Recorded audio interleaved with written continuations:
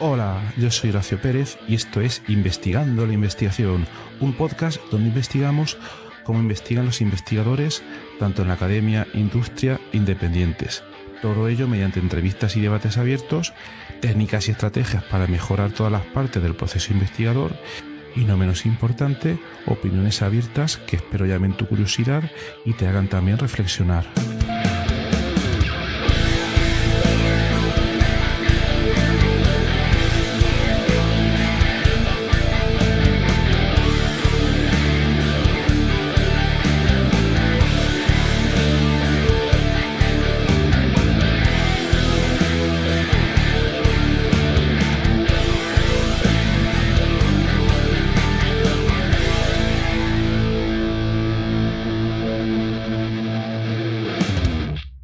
Bienvenidos al episodio número 300 de nuestro podcast, un hito que celebra la continuidad y resiliencia no solo de avances científicos, sino también de nuestra propia travesía en la divulgación de la investigación y el conocimiento. Hace 3 años, en nuestro primer episodio, conversamos con Teresa Mínguez Viñas, una investigadora predoctoral cuya labor ya prometía transformar nuestra comprensión del cerebro. Hoy regresamos a esa conversación 3 años más adelante para reencontrarnos con sus descubrimientos, su crecimiento y el impacto de su labor. A lo largo de estos 300 episodios hemos sido testigos de la evolución de la ciencia y de los investigadores que la protagonizan. El viaje de Teresa simboliza esa evolución, una odisea de perseverancia, curiosidad y dedicación que refleja la esencia misma de la investigación. Entonces, hoy, en este encuentro, vamos a revisitar los caminos que ha recorrido, las metas alcanzadas y los nuevos horizontes que se perfilan en su carrera. Profundizando brevemente en el ámbito científico, Teresa ha dejado una huella indeleble a través de su trabajo en farmacología de receptores nicotínicos, que comentaremos ahora, y en canales de potasio activados por voltaje, piezas angulares en la comprensión y tratamiento de condiciones neurológicas. Su investigación meticulosa y reveladora se ha plasmado en publicaciones que han contribuido a la base científica sobre la que se constituye el conocimiento actual de enfermedades neuronales. Y bueno, Teresa, lo primero, muchas gracias por venir aquí. ¿Qué tal? Hola, Horacio, muchas gracias. Muchísimas gracias por invitarme al capítulo 300, que la verdad que qué barbaridad. Y nada, pues encantada de estar aquí otra vez de nuevo y conversar un poco de pues toda la carrera científica y ya desde una perspectiva un poco más avanzada, tampoco mucho, 3 años, pero bueno, ya... Yo creo que sí. Yo creo que sí. Vale, pues muy brevemente, Teresa hizo el doctorado en Reino Unido, en la Oxford Brookes University, bajo la supervisión de Isabel Bermúdez, en el tema de farmacología de receptores nicotínicos.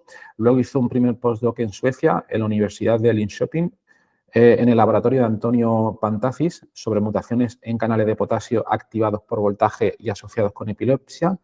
Y luego está haciendo ahí un segundo postdoc con una Juan de la Cierva formación en la Universidad de La Laguna, en el laboratorio de Teresa Giraldez, sobre acoplamiento fisiológico entre el canal BK y el canal NMDAR y los efectos en el mismo de mutaciones asociadas con epilepsia. ¡Wow! Súper interesante. Entonces, la primera pregunta sería si nos puedes contar un poco en qué consiste esta línea de investigación de acoplamiento fisiológico entre este canal y este receptor, para que la audiencia lo pueda entender un poco.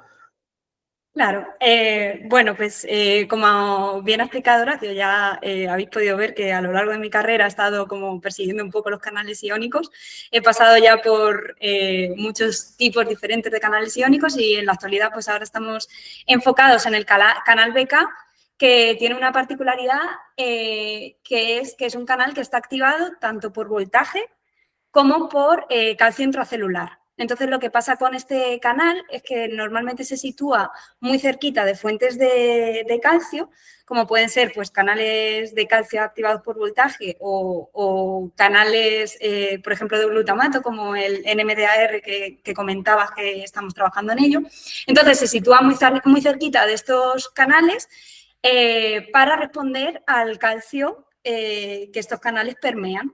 Entonces, pues, por ejemplo, en el término de las sinapsis neuronales, pues cuando estos canales de glutamato se activan y producen una excitabilidad celular, pues estos canales BK estarían cerquita de ellos y harían como una especie de freno para esta despolarización que se produce con los NMDAR. Entonces, estamos estudiando un poco este acoplamiento entre estos dos canales y también la implicación que pueden tener pues, en enfermedades neuronales, como es el caso de epilepsia. Hay muchas mutaciones en el receptor NMDAR que se han asociado con epilepsia, entonces nosotros estamos viendo cómo se puede ver afectado este acoplamiento entre los dos canales. Y bueno, eso es un poquito lo que hacemos a nivel molecular, pero sí, muy interesante.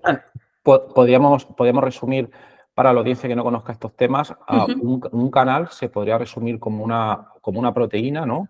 Que normalmente, corrígeme si me equivoco, que es muy probable pues, que lo haga.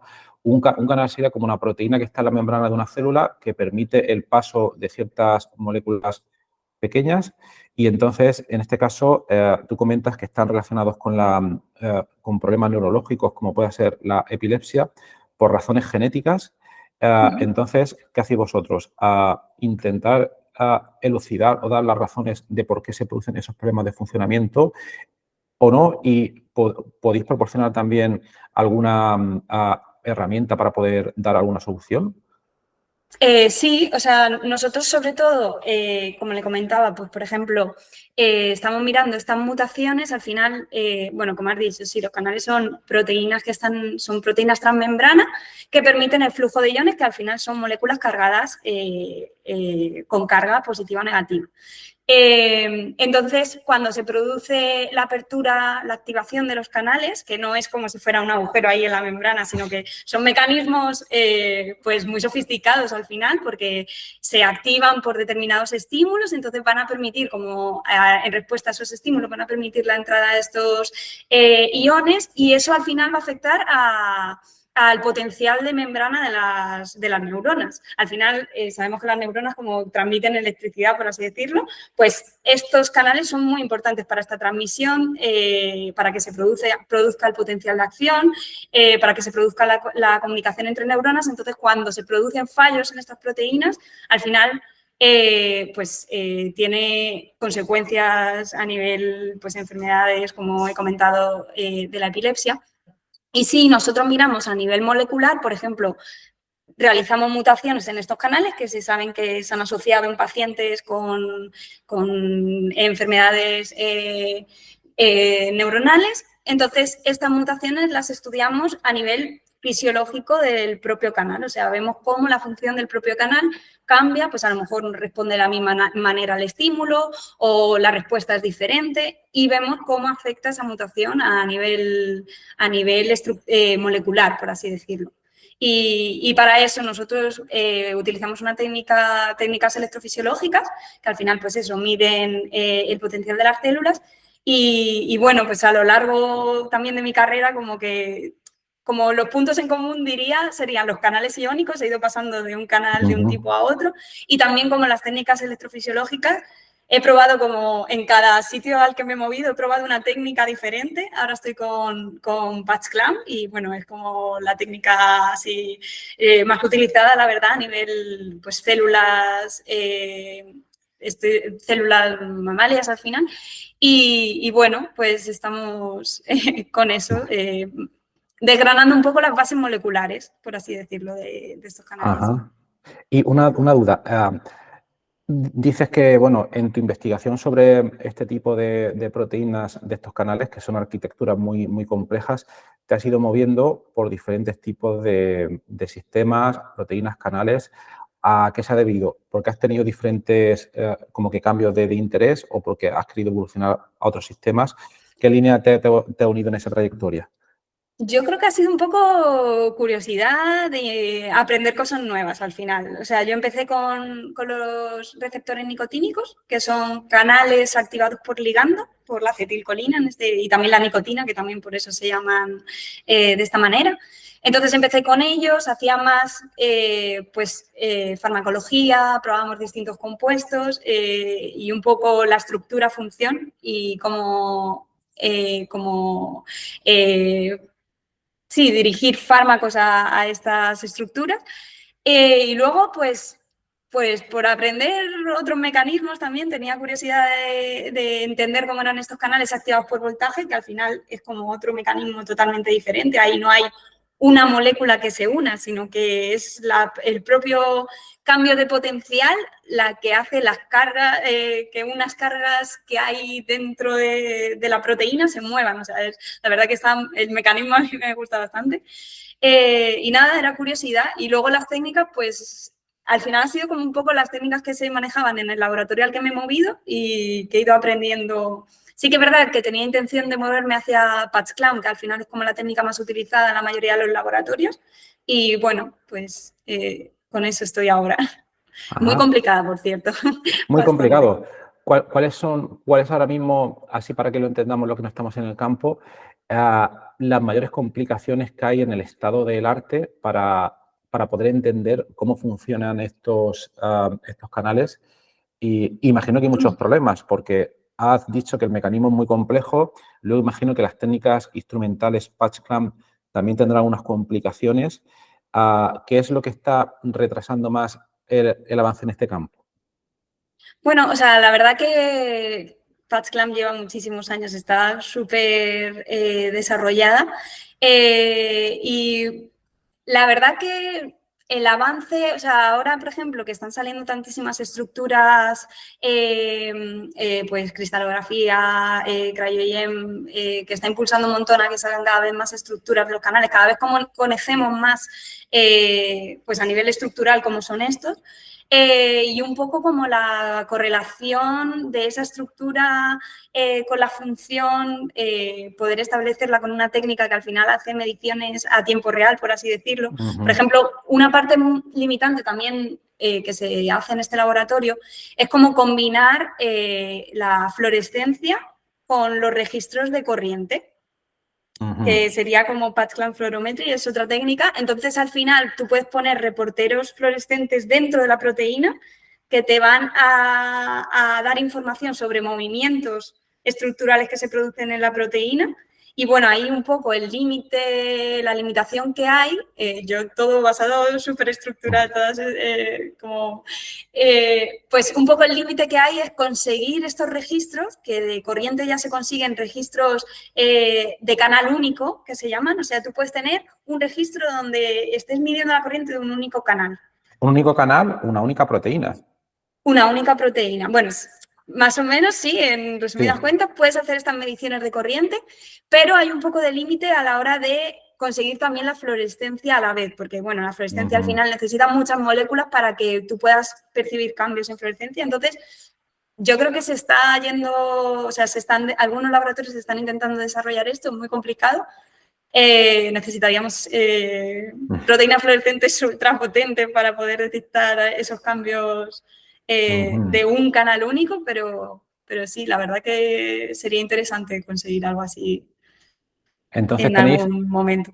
tenéis limitaciones metodológicas, como ocurre en todas las En todo. partes de la ciencia, vamos, pero vosotros trabajáis más en la mejora metodológica o en su aplicación para la biología estructural y entender cómo funcionan. No, es más aplicación, sí que es verdad que no, o sea, sí que este laboratorio está como en, pues, sí que tenemos herramientas que son bastante novedosas y que se están desarrollando en estos momentos, pero sí, nos centramos más en la aplicación de esas técnicas para poder sacar información fisiológica Ajá. al final. Y una pregunta que quizás es muy simple, pero que me apetece hacer. Cuando tenéis esta información sobre el funcionamiento del canal y cómo, no sé si, bien, como estáis investigando el tema de la epilepsia, no sé si es que en una especie de cultivo celular hacéis una especie de réplica de las células que participan en algún modelo humano, ¿no? No sé si es un poco. O sea, Y tengo luego, sí, compañeros que sí, perdón. sí, sí, sí, sí, sí. No, tengo compañeros que sí que lo miran ya a nivel de neuronas, a nivel Ajá. de ¿De tejido o...? Slices de tejido, sí. Pero bueno, yo sí, o sea, nosotros lo que hacemos es utilizar como modelos más simplificados, por así Vale. decirlo, donde podamos tener como nuestras proteínas en aislamiento. Y Ajá. entonces de esa manera podemos como estudiar en aislamiento esa interacción que se da entre estas dos únicas proteínas sin que haya más proteínas que a lo mejor enmascaren un poco el efecto de estas mutaciones. O sea, lo estamos mirando a nivel molecular, por A así nivel decirlo, de esa molecular. interacción. Uh-huh. Ok, Y bueno, entonces, sería interesante en algún momento como con esa información de saber cómo funciona esa interacción. A lo mejor se puede empezar a buscar moléculas que puedan interferir de alguna manera o que puedan mejorar esa interacción o afectarla de alguna manera. Entonces, luego las bases estructurales sí que se pueden utilizar para el diseño, por ejemplo, de claro, fármacos o... claro. Una curiosidad, vale, vosotros entonces, ahora lo entiendo mejor, mediante esta información, claro, luego la utilizan para desarrollar fármacos, etcétera. Cuando vosotras liberéis esta información mecanística, no sé, imagino que es un proceso también complejo porque vosotros estáis en las bases moleculares, luego están, esto que ha dicho, slices, neuronas, etcétera, y luego habría un modelo, habrá modelos in vivo, humanos, etcétera. El camino es muy largo, nadie lo puede hacer todo. No sé si Claro. tenéis experiencia, bueno, o que podéis contar, o si se suele hacer, de que luego las farmacéuticas están pendientes de todo este tipo de trabajos y dicen, mira qué interesante, y luego ellos lo cogen para ellos mismos, para continuar en esa vía. En el caso de que lo hagan, ¿os tienen que citar o cómo funciona eso? No sé si se os ha dado el caso. La verdad que, o sea, bueno, aquí de momento, como bien dices, son pequeños pasitos que vamos añadiendo. Cada laboratorio, por así decirlo, va a estar enfocado a un nivel o va a estar mirando un modelo diferente y entonces van a ser pequeños pasitos que se van a ir dando hasta que se dé un desarrollo de fármacos. Lo que sí que te puedo contar de experiencia, más cuando estaba haciendo el doctorado, nosotros estábamos colaborando con un grupo de químicos que estaban en Bristol, que estaban desarrollando fármacos para dejar de fumar, basados en la estructura de la citisina, que bueno, de hecho ahora se está utilizando para el tratamiento de la adicción a la nicotina. O sea, es algo que está ya, se está poniendo en práctica, por así decirlo. Entonces ellos estaban desarrollando distintos compuestos derivados de esta molécula y nosotros sí que estuvimos haciendo ese trabajo, como pues probando la eficacia de todos estos compuestos y ellos sí que estaban en colaboración con una empresa farmacéutica. Pero era como un trabajo como a mitad, por así decirlo. Ellos estaban como intentando llevar una patente con la ayuda de esta farmacéutica. Entonces sí que había un contacto directo con ellos. No sé si siempre funciona de esta manera o bueno. Es curioso, es que tengo esa curiosidad porque, claro, a este grupo que comentas, que creo que sé quiénes son, un grupo bastante bueno, claro, cuando diseñan las moléculas, colaboran con la farmacéutica, la patente inicialmente se llevaría, lo que no tengo en la duda es si se llevaría entre ellos dos o si vosotros también estaréis en el pack por haber aportado un poco el conocimiento. Yo creo que O sería más de los químicos que diseñaron los las químicos. moléculas, la verdad. Vale, Nosotros... perfecto. ¿Y conocéis? Pero bueno, no tengo mucha información al respecto. Es un proceso complejo porque intervienen tantas partes. Entonces también yo esto me lo imagino como una intersección entre los campos de genética, neurología, biología estructural. Entonces, por tu experiencia, ¿cómo ves que la colaboración multidisciplinar puede acelerar la llegada de terapias personalizadas para este tipo de trastornos neurológicos? A mí me parece vital, la verdad, la colaboración entre distintos, pues mira, desde gente de computacional a químicos, a biólogos, al final cada uno tenemos una perspectiva diferente, pero yo creo que es muy potente cuando se unen todas las disciplinas para abordar algo así, porque cada uno, pues eso, puede dar como su visión y a lo mejor se complementan unas con otras y vamos, yo estoy súper agradecida. En mi tesis el estudio al final fue un estudio multidisciplinar y se sacó de esa manera. Y a mí me encantó colaborar. Sí que es verdad que a veces hay como falta de entendimiento porque Pues cada uno tiene su realidad, pues uno su realidad biológica, su realidad computacional y como que hay que llegar como a un acuerdo entre todos. Pero a mí me gustó el proceso, la verdad, de colaborar entre distintos grupos. Yo creo que es la forma, al final hay que colaborar porque un laboratorio no puede tener todas las técnicas, ni puede tener todo el conocimiento, ni todo. Entonces yo creo que es vital al final. Totalmente, totalmente de acuerdo y además eso que tú comentas también por comentar mi experiencia sobre el lenguaje, esos problemas de comunicación que surgen entre diferentes áreas, eso es inevitable porque cada uno utiliza un lenguaje distinto y bueno, pues, uno puede estar siempre preparado para ello, para que no pase. O para minimizarlo, porque es muy difícil que esa señal siga. Vale, entonces también preguntarte ahora, supongo también que con el paso de los años, desde que estabas en el doctorado, cuando hablamos aquella vez, hace 3 años, hasta ahora, imagino que tu independencia ha aumentado, ¿no? Antes imagino que durante tu tesis te decían, bueno, pues tienes que medir esto. Y ahora imagino, no lo sé, que tú tienes que decir, bueno, este es el problema, voy a diseñar lo que hay que hacer, etcétera, etcétera, porque nos aportes un poco tu experiencia, si ves que eso ha cambiado, cómo ha sido, también para que los que estén ahora mismo en el doctorado y no se imaginan cómo es la experiencia postdoctoral, pues si nos puede dar unas pinceladas. Sí, lo único que yo no sé si mi carrera ha sido muy típica o se puede extrapolar a todo el mundo, porque yo la verdad a nivel doctorado tuve muchísima suerte con Isabel, tú la conoces. Ella estuvo conmigo, me guió todo el tiempo, o sea, tuve como esa guía constante, ella estaba todo el día en el laboratorio al final, entonces era como todo el rato discutir sobre qué experimentos probar, los resultados, todo eso como que era un apoyo ahí constante.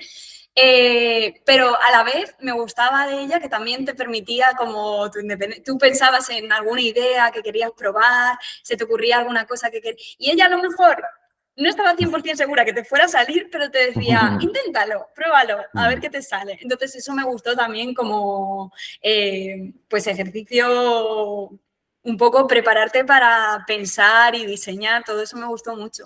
Y luego en el postdoc,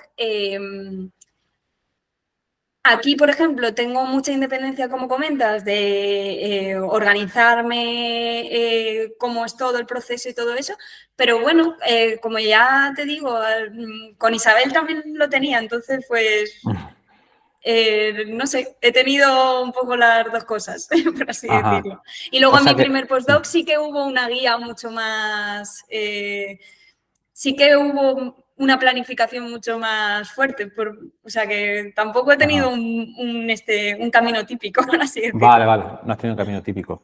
Pero Vale, vale, sí, vale. está claro que cada vez noto más que tengo independencia, que yo misma pues escribo lo que sea, unos reports, unos informes, eso al final tú tienes que confiar en lo que sabes, en lo que tú mandas y ese tipo de cosas sí que cada vez vas cogiendo más independencia. Totalmente, totalmente. O sea, los que estéis en el doctorado y estéis escuchando esto, prestad atención, que es muy importante lo que comenta. Vale, y entonces, si hablamos, esta es la pregunta típica, si hablamos de la carrera a largo plazo, ¿qué te planteas ahora? Ya estás teniendo cada vez más independencia, diseñando experimentos, los reports, todo este tipo de cosas. ¿Te gustaría seguir a largo plazo en la investigación académica o te planteas ir hacia la industria u otras alternativas? Bueno, yo sí que, la verdad que no sé darte muy bien las razones, pero sí que es verdad que siempre he tenido como la universidad pública, la academia, como que he querido estar ahí y hacer mi carrera ahí. También es verdad que ha habido un cambio importante porque, claro, yo hice casi toda mi carrera, el doctorado lo hice en Inglaterra, mi primer postdoc fue en Suecia y sí que ha habido un choque de realidad al venirme aquí, he de decir, Ah, porque, sí. claro, yo cuando estaba haciendo el doctorado yo no sabía ni lo que era la NECA. O sea, allí en Inglaterra, Vale. Isabel al final tampoco sabía cómo era el sistema español ni todo lo que suponía. Entonces, yo he sido una ingenua durante un montón de años en los que yo no sabía todo lo que había que hacer, pues ahora ya sé, hay que recoger todos los certificados, hay que ir preparándose para esa certificación, por ejemplo. Y bueno, pues un poco el dar el salto, el venirme aquí, el conocer un poco más de cerca como el sistema, cómo funcionan las cosas aquí, también un poco en comparación con lo que hay allí, pues ha sido como un poco choque de realidad. Sí que es verdad, bueno, yo creo que eso lo sabemos todos, es una carrera complicada. Ahora que estoy aquí, que sí que quiero seguir como dando pasitos, pues, por ejemplo, yo ya hice mi primer año en Suecia de postdoc. Ahora, como comentabas, he estado con la Juan de la Cierva, que se me ha acabado recientemente. Y bueno, pues yo ahora sigo, al final es la búsqueda un poco constante de financiación. Yo ahora estoy intentando, pues eso, aplicar otras convocatorias, a ver si consigo otros postdocs, otra financiación y, bueno, ir poco a poco abriéndome camino. También voy viendo como las plazas que se abren en la universidad y todo eso. Creo que también hay un problema porque, claro, durante muchos años la financiación en este país ha estado súper bajita. Entonces, creo que hay como un cúmulo generacional también que, por ejemplo, en plazas de la universidad de ayudante doctor, que en un principio son como para investigadores jóvenes, pues claro, hay muchísima gente que está pendiente de esas plazas, como es lógico, y al final pues se abren plazas de esas y todo el mundo intenta como aplicar y bueno, pues obviamente la gente que lleva muchísimos años esperando para tener esa oportunidad de entrar en la academia, pues bueno, al final noto como, pues eso, estás ahí un poco recién salido del cascarón, por así decirlo, con pocos años de experiencia de postdoc y al final, pues las plazas son las que hay una competitividad tremenda y pues es complicado, la verdad. Totalmente. Estamos en ello, pero sí, es complicado.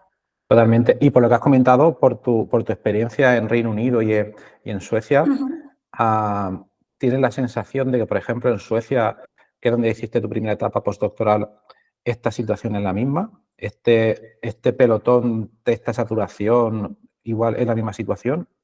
La verdad que no. También yo creo que depende también de laboratorios, de regiones en Claro. España y de todo. O sea, no se puede aplicar la misma ley para todos, pero sí que es verdad que yo he notado que a lo mejor en el extranjero se mueven mucho más pues con proyectos que tienen asociado, por ejemplo, postdocs y, o sea, hay muchísima oferta de postdocs al final. Tú te metes en búsquedas en internet y hay un montón de ofertas donde buscan postdoc porque ya tienen la financiación y simplemente que buscan a esa persona para que la aproveche, por así decirlo. Y aquí sí que creo que funciona mucho más con financiación propia, los propios postdocs se buscan la financiación, intentan buscar laboratorios con los que pedirlo, bueno, porque es la situación un poco a veces la que hay, ¿no? Todos los proyectos vienen con dinero para postdoc, entonces, pues bueno, entonces sí que aquí lo que noto es que se busca mucho más candidatos para pedir en convocatorias, más que ofertamos directamente una plaza con el dinero, entonces eso un poco sí que he visto el cambio. Y luego, por ejemplo, en Suecia, que me parecía súper interesante, tenían pues la figura, por ejemplo, ellos tenían el Research Engineer, que era al final un postdoc senior que estaba dentro de un laboratorio con un contrato indefinido, por así decirlo. Es una persona pues que ya trabaja de investigador y bueno, creo que esta figura a lo mejor pues no se da tanto en las universidades aquí. O sea, que al final en algún momento se espera que, pues eso, entres como ayudante doctor, por supuesto con docencia y todo eso, que yo encantada, o sea, bueno, ahora estos últimos años he empezado a dar docencia, igual todavía estoy en la fase naive, pero bueno, de momento la estoy disfrutando. Pero sí, yo creo que aquí como sí que se espera mucho más como que el tiempo de postdoc sea limitado, por así decirlo, bueno, que tiene que ser así, pero que no hay esa figura en la que a lo mejor no sea jefe de grupo, pero siga haciendo investigación y a lo mejor no haga docencia, todo eso como que creo que falta aquí ese tipo de figuras. Ujú. Y entonces, por lo que veo, tú, por diversas razones, tú prefieres estar ahora mismo en España que no en Suecia, aunque haya mejores condiciones académicas, entre comillas. Claro, al final luego cada persona tiene que Claro. decidir su situación personal un poco, ¿no? Entonces, a mí a lo mejor a nivel laboral sí que podía haber muchas más oportunidades fuera, pero bueno, a nivel personal, yo quería volver a España también, bueno, esto es un poco personal, pero bueno, sí, luego al final llevo como 5 años a distancia con mi pareja actual, Ujú. entonces en algún momento, eso también pasa mucho en ciencia, y yo lo veo en la gente alrededor, tienes que hacer un poco como sobrepesar tu vida personal con tu vida laboral e inclinarte hacia un lado, hacia el otro, sin que se resienta mucho el otro, entonces estás ahí constantemente jugando con eso. Y bueno, yo de momento sí que me gustaría también, es que después del doctorado, el primer postdoc ya tenía ganas de volverme, la verdad, Ujú. y estar pues de vuelta. Así que bueno, sí, al Sí, sí, sí. final... Conozco muy bien, creo, la situación porque en mi caso fue muy parecido. Yo estaba en Alemania y mi pareja en España y fueron 4 años, entonces creo que sé muy bien de lo que estás hablando. Y creo que, bueno, habrá que resaltar también el punto de que la investigación es una cosa que parece etérea, parece un paper que está ahí, pero al final todos somos personas y es un poco todo lo que tiene que funcionar al final. Para que avance ese paper hay personas detrás que tienen una vida y que hay que hacer esos malabarismos, unos más, otros menos, para que todo funcione, ¿no? Entonces, es importante, pues eso, compaginar pues, la vida personal con la investigación. Hay otros que quizás lo han tenido más fácil o no se han dado cuenta y ha sido toda la misma carrera en el mismo sitio. No es una queja hacia ese tipo de personas, pero algunos pues, lo han tenido así. Sí, Mucho mejor para distintas ellos. experiencias, está claro. Y también preguntarte si crees que en este contexto, si crees que mirando un poco al futuro, si van a haber algunos cambios de perspectivas en cuanto a las nuevas generaciones que están ahora mismo planteándose hacer investigación o no, ir al extranjero o no, quizás el trabajo remoto o no, que esto yo creo que nos está asentando. No sé, ¿cómo ves que puede ser aquí el futuro? Me gustaría ser un poco Es optimista. complicado. No, pero, o sea, yo creo también por lo que se ve, o sea, creo que hay un problema en la academia a nivel, bueno, se empieza a ver ya a nivel postdoctoral. Ya durante los últimos años se hablaba de esta crisis de postdocs, por ejemplo, en Estados Unidos, donde laboratorios que tenían hasta financiación y buscaban candidatos, les costaba muchísimo trabajo encontrar candidatos. Yo creo que está pasando un poco, al final las condiciones que hay son las que, o sea, las condiciones que tenemos no son las mejores, está un poco precarizado como pues sí, la academia, los puestos de academia, y creo que hay muchísima gente que terminan el doctorado y ni se plantean seguir aquí. O sea, yo lo estoy viendo bastante. Pues al final el salario no es el mejor, si encuentran una oferta de trabajo en industria, mucha gente pues al final ponderan un poco pues lo que hablábamos, la vida personal con la laboral y yo estoy viendo que pues eso, cada vez hay más gente, bueno, a lo mejor ha ocurrido siempre, pero hay mucha gente que se rinde como en este camino de academia o que directamente pues deciden conseguir unas condiciones mejores en industria y directamente dan el salto desde el doctorado. Yo lo veo bastante. Y bueno, las nuevas generaciones, yo pienso que pueden mejorar un poco las condiciones en algún momento. Pienso que, por ejemplo, las nuevas generaciones están dando mucha importancia a la salud mental, se está hablando muchísimo de salud mental, de mejora, o sea, al final son conscientes de cómo es el sistema. Y bueno, yo creo que al final, por presión, el sistema va a tener que cambiar porque si llega un momento en el que no hay tantos doctorados, o sea, postdoctorados o tanta gente dispuesta a seguir este camino de la academia, al final un poco a la fuerza va a tener que cambiar. Totalmente. Entonces, bueno, estamos así con ello, viendo a ver cómo... Y por lo que comentas, la vía de la investigación en la industria es algo que no te planteas porque no te apetece o... Yo ya llevo un tiempo que no me organizo el futuro demasiado, porque luego Claro. sale como se puede, no como se puede, pero sí, o sea, al final no diré nunca jamás que no quiero moverme a industria porque no lo sé. Tendría que considerar, pues si sale una oportunidad, pues considerar si me compensa o no. De momento sí que, de nuevo, pues sí que me está gustando la docencia y quiero seguir con investigación. Me gustaría poder compaginar esas dos, pero de cara al futuro, pues no lo sé.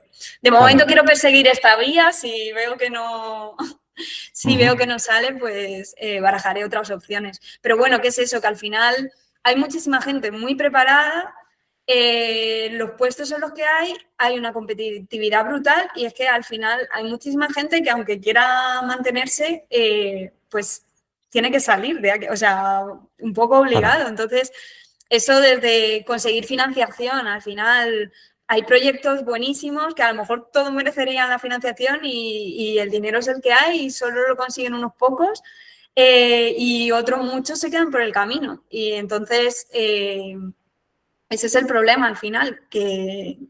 Totalmente, totalmente. Es una carrera muy complicada, pero bueno, los que estéis empezando, no os preocupéis, por lo menos sabéis un poco por dónde van las cosas. Todo tiene, o casi todo tiene solución. Entonces, en esta línea, también preguntarte, con los conocimientos que tienes ahora mismo, en una situación hipotética que tú volvieras a empezar la tesis y que pudieras elegir tema de tesis o país, ¿cambiarías algo? Yo la tesis me la haría con Isabel 100% de nuevo. Muy bien, muy No, bien. pero de cara a dar un poco de consejo a los estudiantes y también de cara a buscar, o sea, para los estudiantes que están terminando el doctorado, que están buscando, por ejemplo, dónde hacer el doctorado y todo eso, a mí me parece súper importante en esas primeras etapas tener la guía de tu supervisor de tesis. O sea, me parece súper importante saber en qué laboratorio empiezas. O sea, por supuesto, el tema de lo que te apasiona al final es lo que te va a motivar a que sigas con ello y te esfuerces y persigas la tesis. Pero no sé, yo lo decía un poco de broma, pero un poco con Isabel, que si ella me hubiera hablado de otro tema en vez de canales iónicos, yo ahora mismo podría estar haciendo otra cosa, porque me refiero, al final, la pasión que te transmiten y como, bueno, la investigación tiene esa peculiaridad que al final es un poco como lo que a mí más me gusta de la investigación, al final es intentar como resolver una pregunta que desconoces Totalmente. y intentar ingeniártela para cómo puedes resolver esa pregunta. Entonces, yo creo que hay un montón de temas de estudios súper interesantes y que si no es uno, puede ser otro. O sea, yo ahí, por ejemplo, no me cierro tanto en banda de quiero hacer esto y únicamente... Hay gente que lo tiene muy clara y me Claro, claro. encanta,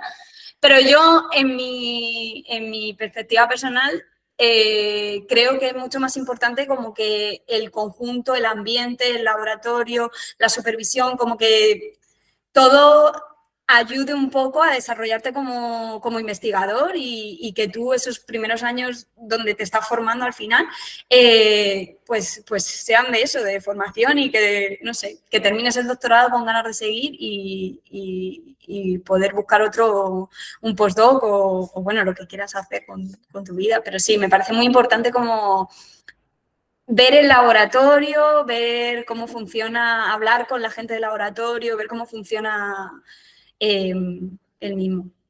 ¿Recomendarías hacerlo como visita o previsita antes de decidirte por trabajar en algún sitio, por ver un poco, Sí, ¿no? Porque no es solo el paper, hay gente que consulta la lista de papers de un laboratorio, mira, tiene un Science, un Nature, debe estar bien, pero luego a lo mejor hay grupos muy grandes y muy potentes, pero a lo mejor no tiene interacción con nadie, todo ese tipo de cosas, ¿no? claro.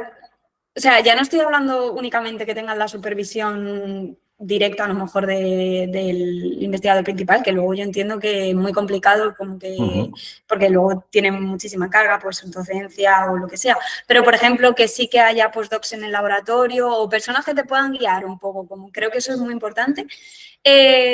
Y sí, o sea, yo me he ido de la pregunta, perdón. ¿Qué era lo que me has dicho? Sí, por ver un poco, cuando uno se plantea el buscar un laboratorio para hacer una etapa de su carrera investigadora, hay gente que vale. se fija normalmente solo en la lista de publicaciones en lo que se ve online, ¿no? Pero hay muy poca gente, también porque es complicado, es un coste económico, un coste de tiempo, etcétera. Lo ideal sería, también lo comentó muy bien, una vez estuve aquí en el podcast Mariano Barbacid, y él comentó que en sus años, no recuerdo si comentó a principios de los 80 o algo así, fíjate, él veía los papers y le interesaba, pero luego cogía el avión, se iba a Estados Unidos y hacía una visita al lab para ver si le convencía. Y entonces ya decía, bueno, tal. Entonces, hoy en día todo esto es mucho más asequible. Bueno, a menos que te vayas a Nueva Zelanda, ¿no? Pero más o menos Europa o donde le pille cerca a cada uno, yo también pues lo haría. Yo puedo decir que en su época me fui completamente a la aventura. A día de hoy no lo repetiría, volvería a pasar por el mismo camino, pero a día de hoy intentaría ver un poco, por lo que estamos comentando, de probar un poco el laboratorio, ver... Creo que lo ideal sería hacer una estancia durante la tesis, para que la gente vea un poco... Yo recuerdo, o sea, ya recojo el hilo, un poco lo que iba a contar en mi experiencia personal. Yo antes de empezar el doctorado con Isabel, por ejemplo, en Inglaterra, yo hice un Erasmus Plus con ella, unas prácticas, y entonces yo estuve unos meses en su laboratorio trabajando con ella. O sea, eso también obviamente me impulsó a decidirme a quedarme allí con la tesis. Porque al final has estado durante unos meses trabajando, o sea, yo creo que todas estas oportunidades, pues hacer unas estancias cortas, hacer unas prácticas en determinado sitio antes de hacer el doctorado, yo creo que es positivo. Hay gente que puede pensar a lo mejor perder ese año entre el máster y el postdoc como que sea una pérdida de tiempo. Yo creo que para nada, al final como que te estás asegurando que lo posterior salga bien. Totalmente. Y sí, o sea, lo que comentas también, de la misma manera, si estás haciendo el doctorado, hacer una estancia fuera en un laboratorio, a lo mejor que tengas algún tipo de interés luego a futuro, el ver durante unos meses también cómo funciona ese laboratorio desde cerca o estar en una institución donde conozcas otros laboratorios también, creo que puede ser muy interesante de cara al postdoc luego. Totalmente. Muy bien, y ya por ir terminando, por preguntarte un poco por la parte más del proceso de investigación, ¿cuál sería la parte que más te gusta y la parte que menos te gusta del día a día del proceso de que depende de ti de la investigación? No sé, escribir papers, no lo sé, por ver. Aquí cada uno sí que tiene una opinión radicalmente distinta. ¿Sí? Sí. Bueno, yo creo que la parte que menos nos gusta tendremos todos clarísimo, ¿no? Yo creo que eso es la burocracia. Totalmente, sí. La burocracia es sin duda Totalmente. la parte que menos nos gusta.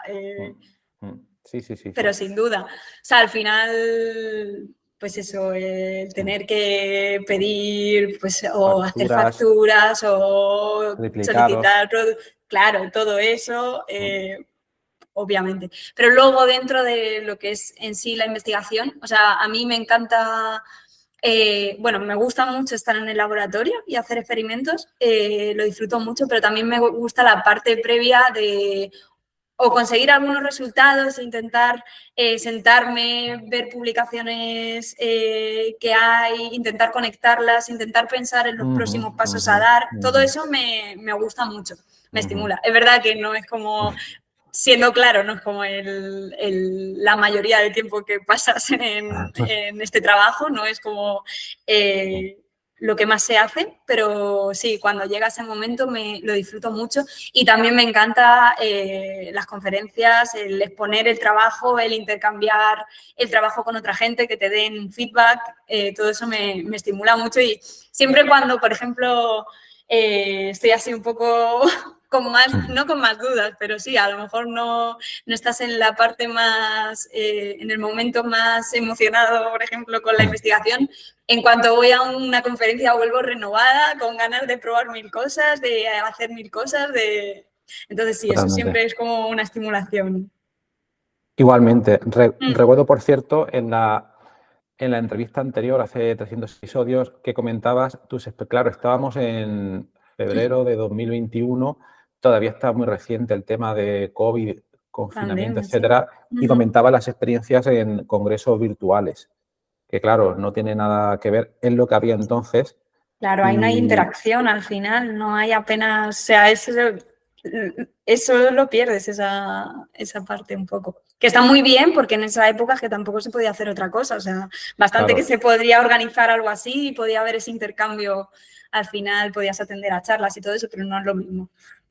Muy bien, Teresa. Pues la última parte, solo preguntar, ¿qué pregunta dejarías al próximo entrevistado o entrevistada, aún sin saber ni tú ni yo, bueno, yo creo que sí, aún sin saber ni tú ni yo quién va a ser? Qué complicado, ¿no? No estaba... Es verdad que lo tenía que haber pensado antes. No, esto es sorpresa. Es sorpresa, ¿vale? Sí. ¿Qué le diría a la próxima persona? ¿Qué le dirías ¿Qué le qué le preguntaría? preguntarías? ¿Qué pregunta le dejarías a esa persona para que cuando llegue ese momento pues la responda en el próximo episodio? Claro, porque no se sabe si va a ser una persona que está en la universidad o a lo mejor está en industria. Correcto. No se sabe si es de industria, está relacionada con la investigación por el podcast, pero no Vale. sabemos si es industria. De hecho, no. Puede ser cualquiera de las dos, exactamente. Sí. Vale. Bueno, pues si está en universidad, a lo mejor le preguntaría qué perspectiva, un poco al hilo de mi perspectiva pesimista de que no van a quedar postdocs en el futuro, un poco preguntar qué perspectiva ve de futuro en la investigación, en la universidad, si va a haber mucha gente que siga este camino postdoctoral, cómo lo ve a futuro. Y bueno, si es industria, un poco... ¿Qué decisión tomó para dar el salto, a lo mejor, para hacer el cambio? Porque ¿qué fue lo que le dirigió moverse a lo mejor a la industria? Si fue un poco ver como que estaba un poco complicado por el otro lado o porque realmente quería dar el salto y quería cambiar a... Correcto. Muy bien, pues apuntado, Teresa. Muy bien. Pues nada, muchas gracias por compartir aquí tu experiencia. Pues Estás realizando una investigación muy interesante. Y nada, nos vemos en 300 episodios. En el 600 nos volvemos a... En el 600 para que nos actualices, a ver cómo ha evolucionado la cosa. Espero que sea positivo. Seguro que será positivo y nos contarás cosas. Y nada, y mucha suerte y éxitos con todo ese trabajo tan maravilloso que estás haciendo. Muy bien, pues muchas gracias, Horacio. Muy bien, pues nada, hasta la próxima. Mucha suerte con el podcast. Adiós. Chao. Chao.